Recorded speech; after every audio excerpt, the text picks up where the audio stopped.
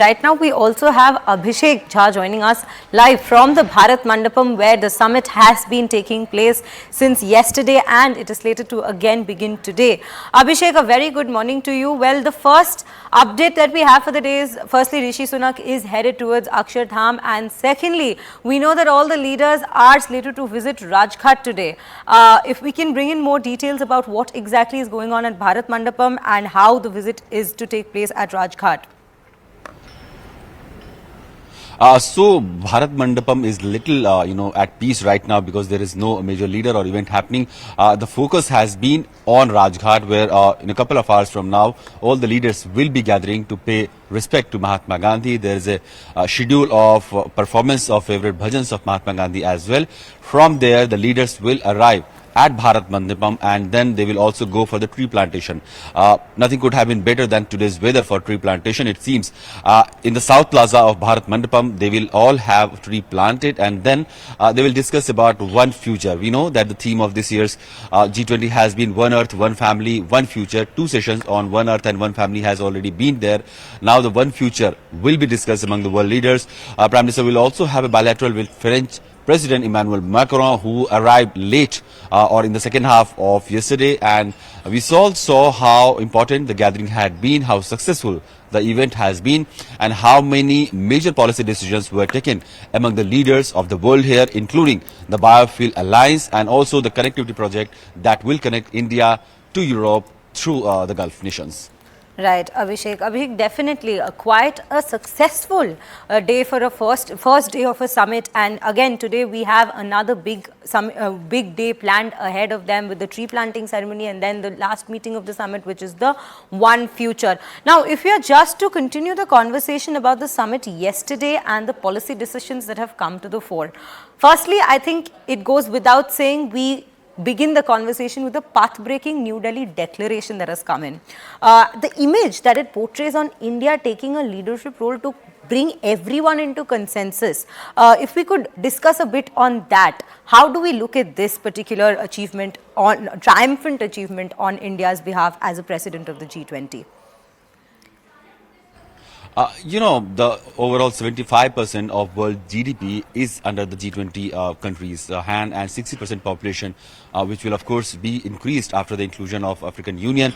That 60%, more than 60% population remains with G20 countries. So clearly it was very important that the relevance of the grouping remains very strong.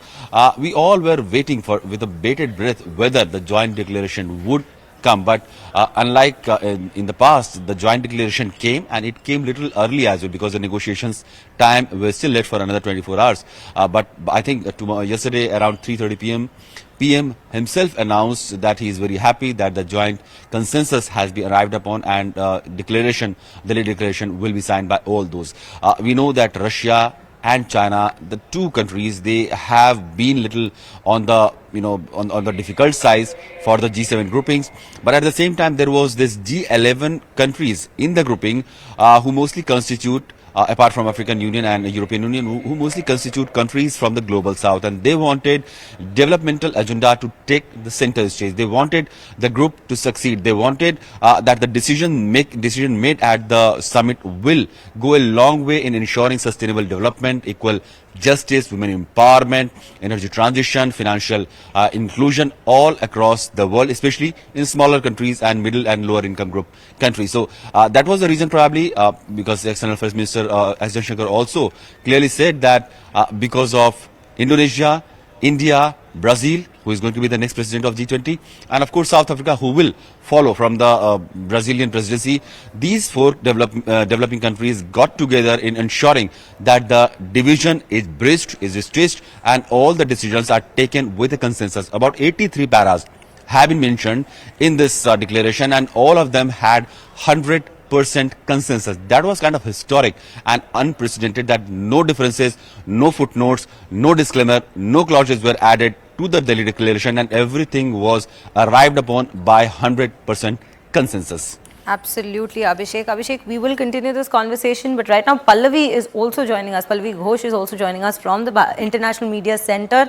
Pallavi, a very good morning to you. Yet another day. We are looking forward to another big day for India, the second day of the summit. And we were just having this conversation about the takeaways from yesterday. The summit has brought up some very, very crucial points. And we were just having the discussion about the path-breaking New Delhi declaration that has come in and the 100% consensus we have seen for that. And India indeed seems to be walking the talk of one earth, one family and one future, and bringing everybody to 100% consensus on a declaration which itself had a lot of questions, especially with the Russia-Ukraine mention of the war. How are we looking at this? Well, I mean, it was not certainly an easy consensus to arrive at because, you have different tugs and different pulls.